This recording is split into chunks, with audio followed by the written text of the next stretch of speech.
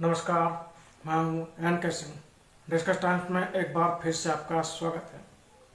आज के कार्यक्रम में हम चर्चा करेंगे भारत में रोजगार की वर्तमान स्थिति पर।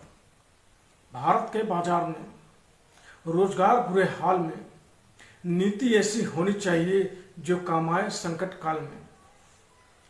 बीते दिनों राष्ट्रीय सांख्यिकी कार्यालय ने अपनी report periodic labour force survey में कहा था, वर्तमान समय में आज तक भारत में सबसे ज़्यादा बेरोजगारी दर की वृद्धि देखने को मिली है, जिसका सीधा कारण महामारी की वजह है, और उन्होंने अन्य कई कारण भी गिनाए थे। लेकिन सवाल ये होता है, क्या भारत में बेरोजगारी को दूर करने के लिए उसकी जो पॉलिसी है वो संकट काल में काम करने के लायक नहीं है? हमें एक नई पॉलिसी की जरूरत है, क्योंकि इसलिए जब भी हमारे देश में विपत्ति उत्पन्न हो तो उस पॉलिसी का मकसद ये होना चाहिए कि वो संकट काल में भी काम कर सके। एक समय कृषि में सर्वाधिक रोजगार हुआ करता था, लेकिन औद्योगिकरण के बाद से कृषि क्षेत्र का रोजगार अन्य क्षेत्रों को पलायन कर गया। जब महामारी ने भारत में दस्तक दी तो महामारी से बचाव के लिए देश में लॉकडाउन लगा दिया गया। लॉकडाउन लगने के बाद से लोग लौटकर वापस अपने गांव को आने लगे। एक बार फिर से कृषि क्षेत्र में रोजगार का ऊंचा स्तर देखने को मिला, जैसा कि इस रिपोर्ट में कहा गया है। लेकिन कृषि क्षेत्र में रोजगार की एक बड़ी समस्या है। इस क्षेत्र में वर्ष भर रोजगार उपलब्ध नहीं रहता है। कृषि क्षेत्र में वर्ष भर रोजगार उपलब्ध कराने के लिए सरकार कई तरह से प्रयास कर रही है। तो आइए आज हम रोजगार के मुद्दे पर चर्चा करते हैं जानी मानी विशेषज्ञ शिखा गुप्ता जी के साथ। नमस्कार, डिस्कस टाइम्स में आपका स्वागत है। बहुत बहुत आभार आपका अपना समय देने के लिए। आज के कार्यक्रम में हम चर्चा करेंगे भारत में रोजगार की स्थिति पर। बीते दिनों राष्ट्रीय सांख्यिकी कार्यालय ने अपनी एक report periodic labour force survey में कहा था कि महामारी की वजह से भारत में बेरोजगारी की दर की वृद्धि काफी तेजी से बढ़ी है। महामारी के अलावा और भी कई कारण थे जिसमें उन्होंने अपनी रिपोर्ट में इसका जिक्र किया था। तो इस वजह से भारत में जो बेरोजगारी बढ़ी है, बेरोजगारी ने किस तरह की चिंताओं को जन्म दिया है और उन चिंताओं को समाधान के दृष्टि और उन चिंताओं के समाधान के लिए क्या किया जाना चाहिए। सबसे पहले थैंक यू एनके जी, आपके शो में मुझे इनवाइट करने के लिए। और आपने जो विषय चुना है आज की पूरी दुनिया की, इंडिया का छोड़िए, भारत को छोड़िए, पूरे दुनिया में ये प्रॉब्लम है, क्योंकि महामारी की वजह से बहुत सारी जॉब्स चली गई हैं। हर सेक्टर में, प्राइवेट है चाहे पब्लिक है, राइट, बहुत लोगों की नौकरियां चली गई हैं। कोविड ने बिल्कुल ही, क्या बोलते हैं, हाहाकार मचा दी है। इनफैक्ट मैं कुछ दिनों पहले एक रिपोर्ट पढ़ रही थी जिसमें लिखा था कि हमारा जो बेरोजगारी का प्रतिशत है वो अप्रैल में कम था, शायद 7%, 7% था। फिर मई में वो 11% हो गया, क्योंकि और लोगों की नौकरियां चली गई। अब जून में, बिकॉज सरकार इतने सारे इनिशिएटिव्स ले रही है, वो फिर से 11 से नीचे होके 9% पे आ गया है, राइट। तो किस किस तरह की प्रॉब्लम्स या समस्याओं को जन्म दिया है। जितने भी लोग बेरोजगार हो गए हैं, एक तो वो लोग नौकरी के लिए बहुत ज्यादा कोशिश कर रहे हैं। आज वो, मतलब आजकल वो माइंडसेट नहीं है कि मुझे एक फुल टाइम जॉब ही चाहिए या मुझे कॉर्पोरेट में ही जाना है, राइट। फैमिली को चलाने के लिए, घर परिवार को चलाने के लिए लोग अलग अलग तरह की नौकरियां, जॉब्स करने के लिए तैयार है। सबसे पहले तो ये बात। दूसरा, जो भारत सरकार है वो they are trying to help, right, employment create कर रही है। स्मॉल स्केल इंडस्ट्रीज जो है या लार्ज स्केल इंडस्ट्रीज है, 6 महीने पहले तक इकोनॉमी की हालत कितनी खराब थी, अब बहुत सारी इंडस्ट्रीज ने काम शुरू कर दिया है, तो लोगों को एम्प्लॉयमेंट, नौकरी, रोजगार मिलना शुरू हो गया है। राइट। तो इसलिए इकोनॉमी की सिचुएशन बेटर हो रही है। और क्योंकि इन सारी इंडस्ट्रीज ने काम शुरू किया है तो इट इज जनरेटिंग, मतलब ये नौकरियां पैदा कर रही है और रोजगार पैदा कर रही है। तो जो जहां हम 3 महीने या 4 महीने पहले थे अप्रैल में, आज उससे हम बहुत बेहतर सिचुएशन, बहुत बेहतर स्थिति में है, राइट। क्योंकि इन इंडस्ट्रीज ने काम करना शुरू किया है तो एम्प्लॉयमेंट जनरेट हो रहा है। सॉल्यूशन समाधान तो सर क्या होंगे, मतलब मैं तो यही बोलती हूँ, जितने भी मेरे नेटवर्क में लोग हैं, जितने भी मेरे सर्कल में हैं, कि अगर आपको काम शुरू करना है तो आपको ओपन माइंडेड, खुले विचारों का होना चाहिए कि कोई भी काम छोटा या बड़ा नहीं होता है। आप फ्रीलांसिंग करिए, कंसल्टेंट बन जाइए, फुल टाइम नौकरी करिए, टीचिंग करिए, कोई भी जो जो भी नौकरी आपको सुटेबल लगती है, जिससे आपका घर परिवार चल सकता है, वो नौकरी करिए जब तक आपको अपनी पसंद की कोई नौकरी ना मिले, राइट। मतलब you have to think differently, अलग तरीके से सोचना पड़ेगा, राइट। अगर मैं एचआर में हूं तो मैं सिर्फ ये नहीं सोचूंगी कि अरे मुझे सिर्फ एक एचआर की ही नौकरी चाहिए, आईटी में ही नौकरी चाहिए, परमानेंट नौकरी ही चाहिए। कल को अगर मैं इस स्थिति में पहुंचती हूँ, राइट, और मुझे अपना घर परिवार चलाना है, तो मुझे अलग अलग तरीके से सोचना पड़ेगा। तो गवर्नमेंट को स्टेप्स लेने हैं, मोदी जी ने ऑलरेडी स्टेप्स लेने शुरू कर दिए हैं, जिससे कि इकोनॉमी की सिचुएशन बेटर हो रही है। देखिए आगे कैसे चलता है। जी आपने कहा कि कोई काम छोटा बड़ा नहीं होता है।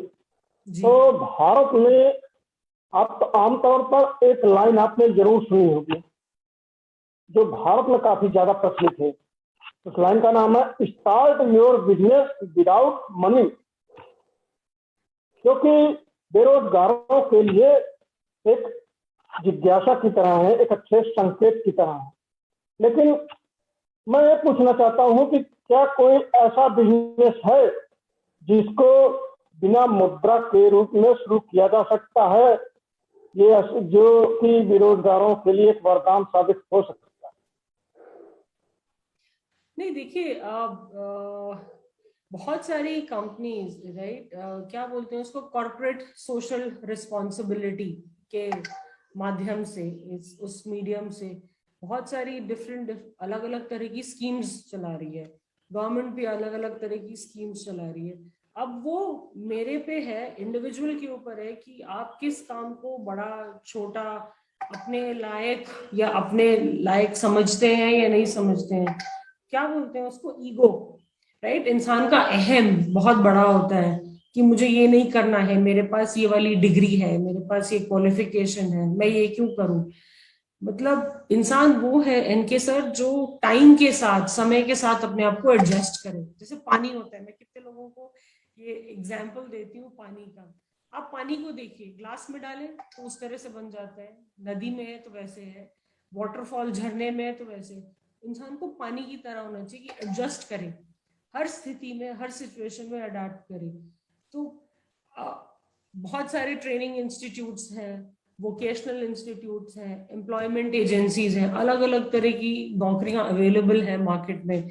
बट ये मेरे ऊपर है कि मुझे क्या करना है। अगर मैं अपने अहम को ड्रॉप करके बोलूं कि हाँ ठीक है, आज 2 महीने, 4 महीने, 6 महीने, साल भर मैं ये काम कर सकती हूँ, राइट, थोड़ा एक्सपीरियंस भी मिलता है, थोड़ी सैलरी भी मिलती है, फैमिली को भी आप चला सकते हो ठीक तरीके से, राइट। तो वो मेरे ऊपर है। ऐसा नहीं है कि नौकरियां कम है। और अब तो सर मार्केट का जो जॉब मार्केट सिनेरियो है वो तो बहुत बदल गया है। कितनी सारी कंपनीज, छोटी बड़ी एमएनसीज, सब लोग हायर कर रहे हैं, राइट। आप टेक्निकल ले लो, नॉन टेक्निकल ले लो, everybody is hiring, right. But वो मेरे ऊपर है कि मुझे किस तरह का जॉब पिकअप करना है, राइट। तो that's how I would say, मतलब it is up to me. Employment की कमी नहीं है। जैसे मैंने बोला 11% से 11% से अब हम 7% पे आए थे, फिर बीच में फिर हम 11% पे गए थे, अब हम 9% पे अनएम्प्लॉयमेंट। तो प्राइवेट सेक्टर, पब्लिक सेक्टर, सरकार डिफरेंट अलग अलग तरह के स्टेप्स उठा रही है जिससे कि इस समस्या को कम किया जा सके या इस प्रतिशत को कम किया जा सके? भारत सरकार कहती है हम युवाओं के बीच स्वरोजगार को बढ़ावा दे रहे हैं। डिजिटल इंडिया के माध्यम से, स्टैंड अप इंडिया के माध्यम से, स्टार्टअप इंडिया के माध्यम से अगर स्वरोजगार को बढ़ावा मिल रहा है तो भारत में बेरोजगारी दर क्यों बढ़ रही है? रोजगार को बढ़ावा तो मिल रहा है, राइट। और अभी भी जैसे मैंने बोला कि परसेंटेज जो प्रतिशत है अनएम्प्लॉयमेंट की, बेरोजगारी की, वो कम हो रही है। बहुत सारी स्टार्टअप्स, अब स्टार्टअप्स में सर ये होता है कि एक रिस्क फैक्टर होता है, राइट। स्टार्टअप चले नहीं चले, कंपनी बंद हो गई, राइट, कितनी पुरानी है, 1 साल पहले खुली है, 2 साल पहले खुली है, 5 साल पहले खुली है। तो जो आज की जो यंग जनरेशन, जो युवा पीढ़ी है, वो कितना रिस्क लेके इन स्टार्टअप्स में नौकरी करने के लिए तैयार है, वो देखना है। बहुत सारे लोग तैयार नहीं है वो रिस्क लेने के लिए। आपको एक बड़ा कंपनी चाहिए, एक एमएनसी चाहिए, मतलब स्टेबल जॉब चाहिए जहां पे आपकी, लेकिन आज की डेट में कुछ भी स्टेबल नहीं है, किसी के साथ कुछ भी हो सकता है। कोविड ने, महामारी ने यही तो दिखाया है कि अच्छी से अच्छे लोगों की जॉब जा सकती है, आप डेथ हो सकती है फैमिली में, आप किसी को खो सकते हैं, रिलेशनशिप्स जो, मतलब जो रिश्ते नाते हैं, जो परिवार वाले हैं। तो अब युवा पीढ़ी को ये सोचना है कि अगर मैं एक बहुत, क्या बोलते हैं, कैलकुलेटेड लाइफ जी रहा था, अब मुझे थोड़ा सा रिस्क लेना चाहिए, नई चीजों को ट्राई करना चाहिए, क्योंकि बहुत सारे स्टार्टअप्स आ गए हैं पिछले 1.5 साल में, तो बहुत ज्यादा स्टार्टअप्स आ गए हैं। क्योंकि क्या हुआ है, जिन लोगों की बहुत लोगों की जो नौकरी गई है और जिनके पास फंडिंग है, फाइनेंस है, हाँ, अलग अलग सोर्सेज से उन्होंने अपने अपने स्टार्टअप्स खोल दिए। और युवा पीढ़ी को ये डिसाइड करना है कि मुझे उस स्टार्टअप में ज्वाइन करना है या नहीं करना है। अगर वो करते हैं तो वो बेरोजगारी प्रतिशत को कम करते हैं, अनएम्प्लॉयमेंट रेट को कम करते हैं। लेकिन अगर वो बोलते हैं नहीं, मुझे ऐसी ही नौकरी चाहिए या मुझे इसी टाइप का जॉब चाहिए, तो फिर वो नहीं होगा ना। तो ये एक्सपेरिमेंट करना, थोड़ा रिस्क लेना, थोड़ा अलग अलग चीजों को ट्राई करना, वो यंग जनरेशन, युवा पीढ़ी के लिए बहुत जरूरी है। जब तक एटलीस्ट महामारी है, राइट, इस सिचुएशन से, इस स्थिति से बाहर आने के लिए वो बहुत जरूरी है। महामारी से पैदा हुई बेरोजगारी को हम वर्तमान समय का कारण मानते हैं, लेकिन बेरोजगारी का एक दूसरा कारण भी है, गरीबी, अशिक्षा। आपने विकास के मॉडल पर एक गरीबी के दुष्चक्र के बारे में पढ़ा होगा। अगर हमें विकास के मॉडल को अपनाने के लिए गरीबी के दुष्चक्र से बाहर निकलना पड़ता है, ठीक उसी तरह बेरोजगारी से बाहर निकलने के लिए हमें गरीबी और अशिक्षा का जो चक्र चलता है उससे बाहर निकलना होगा।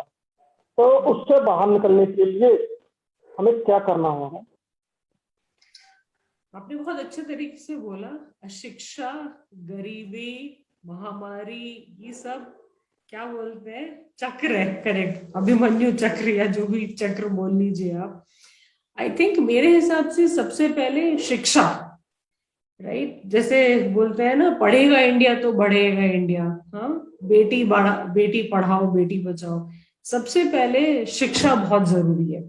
और उस डायरेक्शन में मेरे ख्याल से लास्ट ईयर जुलाई 2020 में, 2020 में, वो गवर्नमेंट ने वो नेशनल एजुकेशन पॉलिसी लॉन्च की थी, जो सबको, which gives right to education, जो सबको शिक्षा का अधिकार देती है, जो प्राइमरी शिक्षा से लेके टर्शरी शिक्षा तक करिकुलम को स्टैंडर्डाइज करती है। तो national education policy is a big thing, मतलब वो एक बहुत अच्छा इनिशिएटिव लिया है सरकार ने।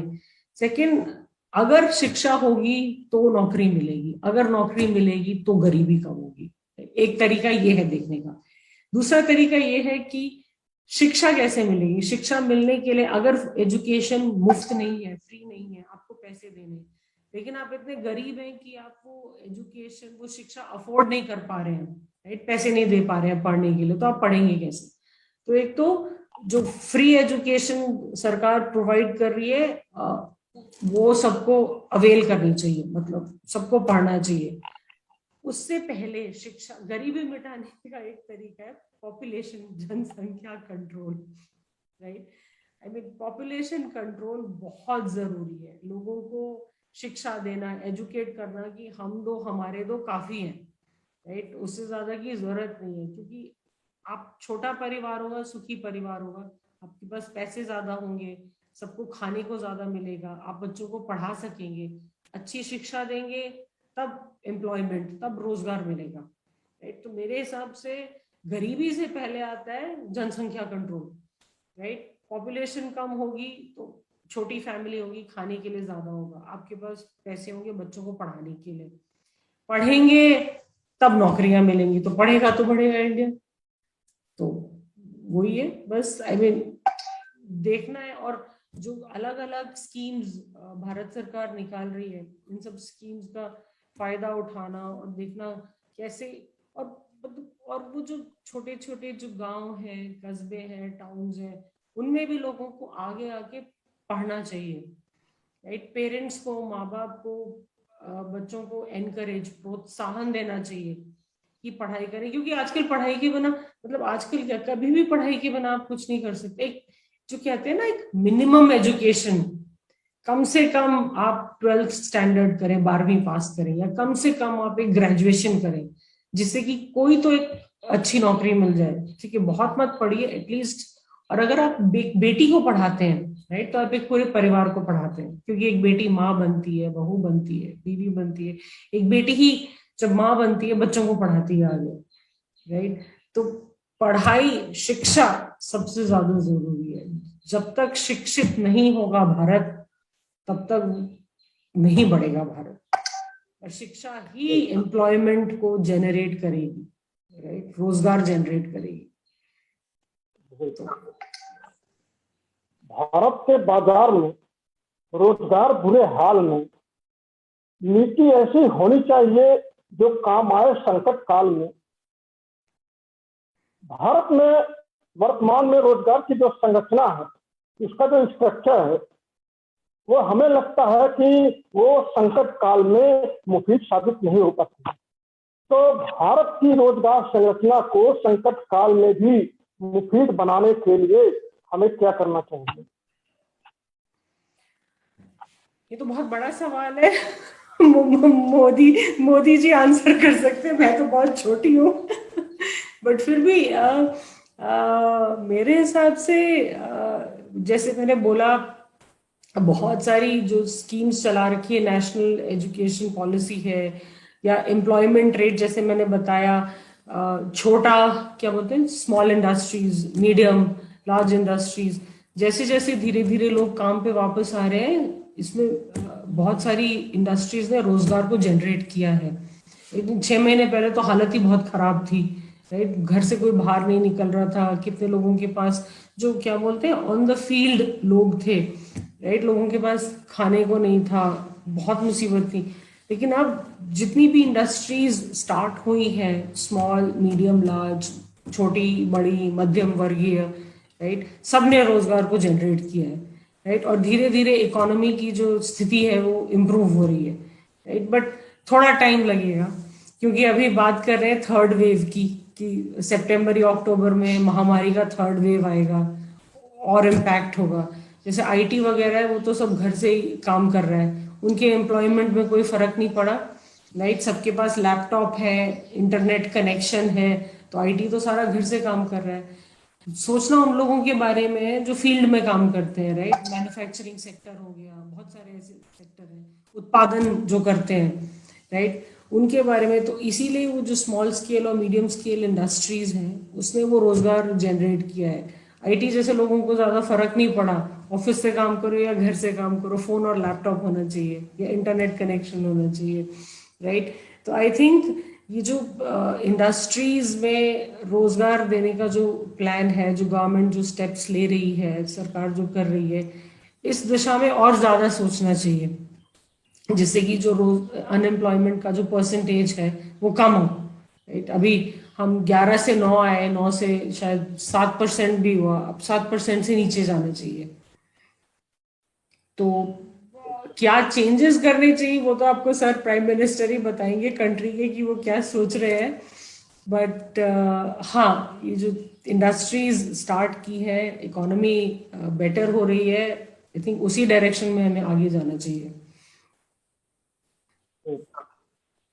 एक समय ऐसा हुआ करता था, कृषि क्षेत्र में सबसे अधिक रोजगारी थी, लेकिन औद्योगिकरण के बाद से कृषि क्षेत्र का रोजगार अन्य क्षेत्रों को पलायन करने लगा।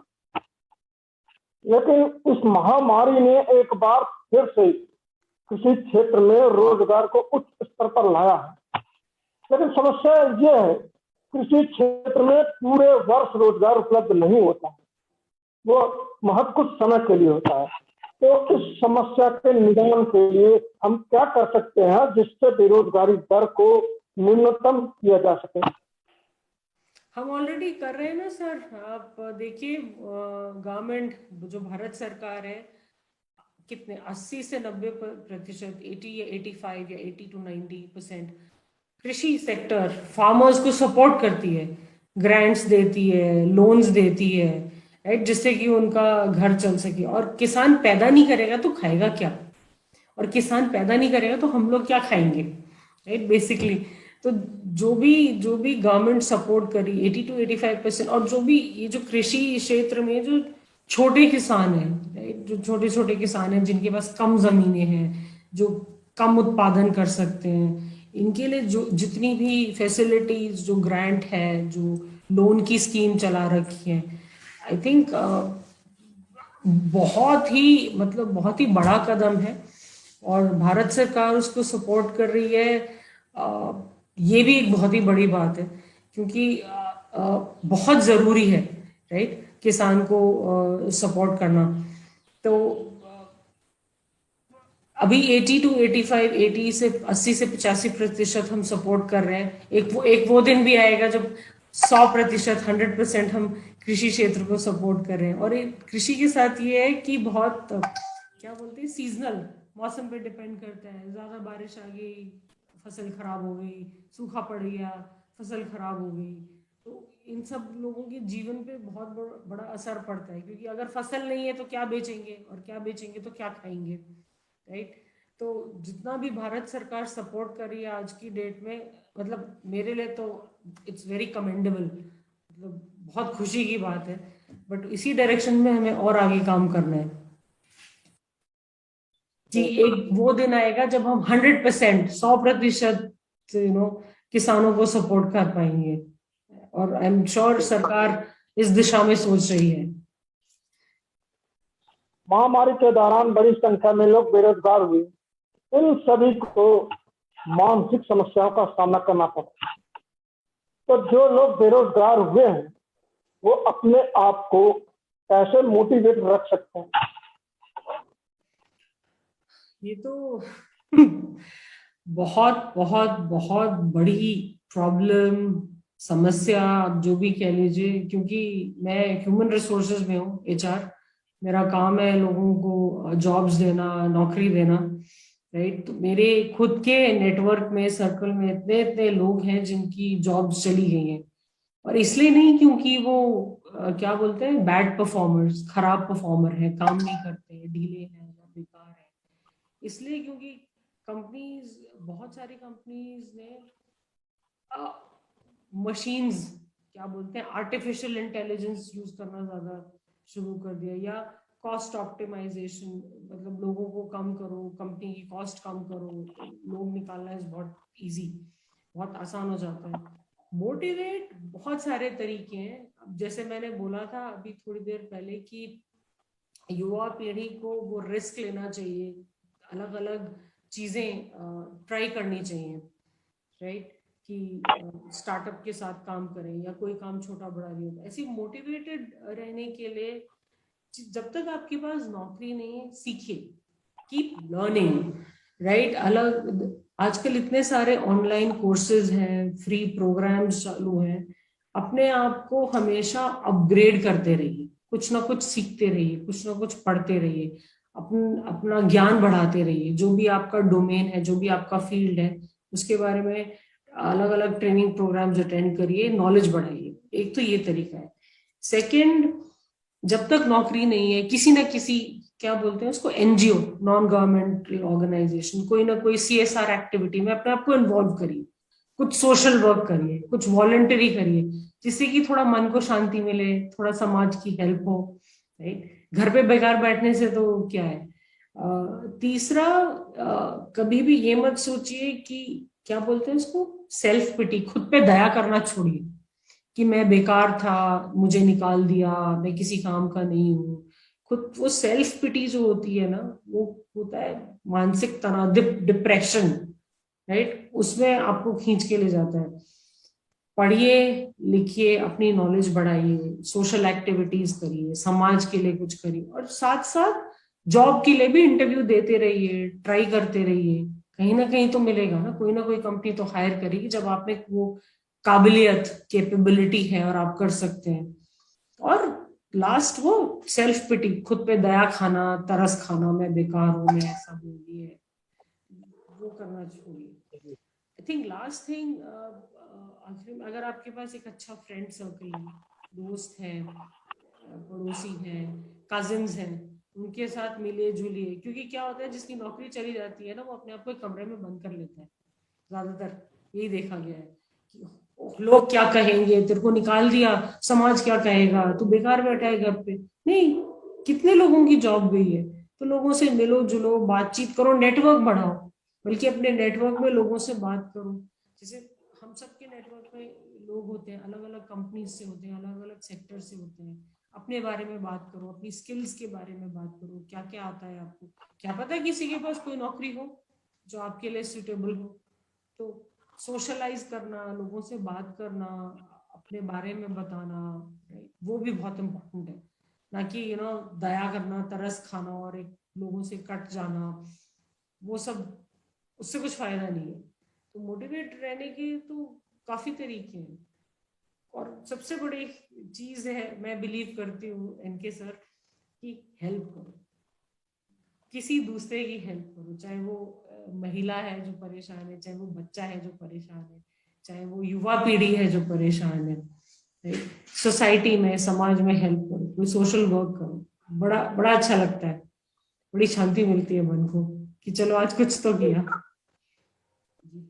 बेरोजगारी में अगर देखा जाए तो सबसे सर्वाधिक संख्या युवाओं की है। तो युवा लोग जो बेरोजगार हुए हैं, वो अपने आप को किस तरह से व्यस्त रख सकते हैं? जैसे मैंने बोला कि अगर उनके पास इंटरनेट की फैसिलिटी है, बहुत सारे ऑनलाइन ट्रेनिंग प्रोग्राम्स होते हैं, सेमिनार होते हैं, वेबिनार होते हैं, अलग अलग विषयों पे, राइट। बड़े बड़े इंडस्ट्री लीडर्स जो हैं, इंडस्ट्री के लोग हैं, एक्सपर्ट्स, वो बोलते हैं, उनसे सीखिए, वो सब सुनिए, राइट। क्योंकि आपने अभी अभी अपना करियर शुरू किया है, तो ये जरूरी है कि आप सीखें कि ये लोग क्या बोल रहे हैं, कौन से विषय के बारे में बोल रहे हैं। अपना ज्ञान बढ़ाना बहुत बहुत जरूरी है। तो एक एक तो वो तरीका है। दूसरा दूसरा है कि मतलब आप खुद से अगर कुछ नहीं कर रहे हैं, अगर आपके सर्कल में कोई, जैसे कोई रिसर्च कर रहा है या कोई नौकरी कर रहा है, उसको हेल्प करिए, राइट। जरूरी नहीं आप जॉब में हो, आप किसी की हेल्प करिए, उसकी जॉब में, उसके प्रोजेक्ट में, उसके रिसर्च वर्क में। तो आप भी बिजी रहेंगे, आपका ज्ञान भी बढ़ेगा, राइट, आपके पास कुछ करने को भी होगा। तीसरा, घर में हेल्प करिए। कितने सारे काम होते हैं, हमारे मम्मी पापा लोग करते रहते हैं, और हम सारे दिन बैठ के, अगर नौकरी नहीं है तो क्या करते हैं ज्यादातर लोग, या तो म्यूजिक सुनते रहते हैं या टीवी देखते रहते हैं। तो घर के कामों में थोड़ी हेल्प करिए, थोड़ा मन लगेगा, राइट। बाहर जाइए, कुछ लोगों से मिलिए, राइट, थोड़ा मन लगेगा। और पता नहीं आप किससे बात कर रहे हैं, कौन सा एक वो मौका, कौन सी एक अपॉर्चुनिटी मिल जाए आपको, राइट। आप किसी से बात कर रहे हो, वो बोले यार मैं लोग ढूंढ रहा हूँ, या मुझे ये एक्सपर्टीज चाहिए, या मुझे इस बैकग्राउंड के लोग चाहिए, क्या पता आप वो हो एक, राइट। तो बिजी रहने के तो बहुत तरीके हैं। दुखी होना, फालतू टाइम पास करना, जबरदस्ती टीवी देखना वो सब सोल्यूशन नहीं है। ये जो 3 महीने, 6 महीने, 8 महीने, जब भी जितने भी ड्यूरेशन, जितने भी टाइम आपके पास नौकरी नहीं है, हमेशा कुछ ना कुछ करते रहिए, कुछ ना कुछ सीखते रहिए जो आगे जाके आपको काम आएगा। से मैं नौकरी कर रही थी, कल को मेरी नौकरी चली जाती है, मेरी बहुत क्या बोलते हैं डिजायर, इच्छा थी कि मैं ये वाला कोर्स करूं, क्योंकि मुझे नौकरी के टाइम पे टाइम नहीं मिल रहा था। कुछ एमबीए करूं या कोई शॉर्ट टर्म कोर्स करूं, तो पढ़िए, आपके पास ये है 3-6 महीने, तो जो भी आपको कोर्सेज करने थे, सर्टिफिकेशन जिसको बोलते हैं करने थे, करिए। राइट, मतलब इस टाइम को वेस्ट नहीं करना है, कुछ सीखने में, कुछ पढ़ने में, कुछ करने में लगाना है, फिर ये नॉलेज आगे जाके आपको काम आएगी। Right, you become a better person, right, you become a better educated, better qualified person. Right, और आजकल तो इतने सारे सर्टिफिकेशंस हैं। राइट, तो this is what one should do, यही करना चाहिए। और युवा पीढ़ी को तो स्पेशली सर, मतलब ये हमारा क्या बोलते हैं, देश का भविष्य है। हाँ, अगर ये पढ़ेंगे लिखेंगे नहीं, या ये अपने आप को अपग्रेड नहीं करेंगे, या तो कैसे चलेगा देश। नहीं, हम ये देश इन्हीं के हाथ में तो छोड़ के जाएंगे। तो बहुत जरूरी है कि कुछ ना कुछ करते रहे, सीखते रहे, आगे बढ़ते रहे। दुखी होना, परेशान होना, हताश होना, युवा पीढ़ी तो मतलब अफोर्ड ही नहीं कर सकती। उनको समझना चाहिए कि उनके कंधों पे ये जिम्मेदारी है।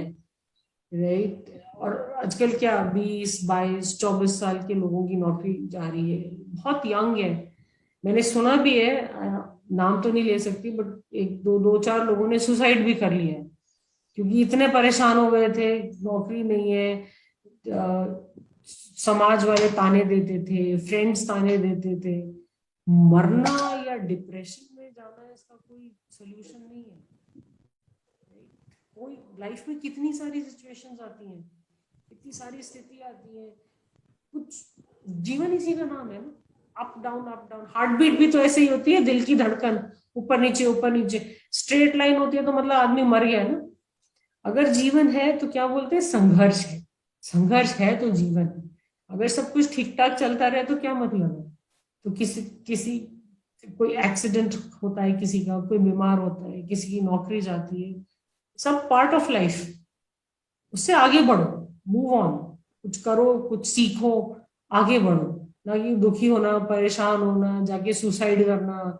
ये सब सोचिए, जो लोग इतने मतलब बड़े बड़े कदम उठाते हैं, उनकी फैमिलीज पे, उनके परिवारों पे क्या असर पड़ता है। किसी माँ ने अपना बेटा खो दिया, किसी ने कुछ खो दिया, आप क्या छोड़ के जा रहे हैं।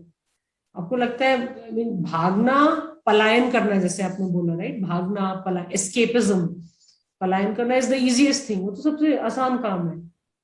स्ट्रॉन्ग वो है जो सिचुएशन से लड़के, परिस्थिति से लड़के, राइट, कुछ करके आगे बढ़े जीवन में। तो युवा पीढ़ी को तो मेरा यही मैसेज होगा कि लाइफ इज गुड। आपका नजरिया होता है देखने का। स्ट्रगल्स आते रहेंगे, संघर्ष आते रहेंगे, लेकिन आगे बढ़ते जाना है, ना कि दुखी होना है या निराश होना है।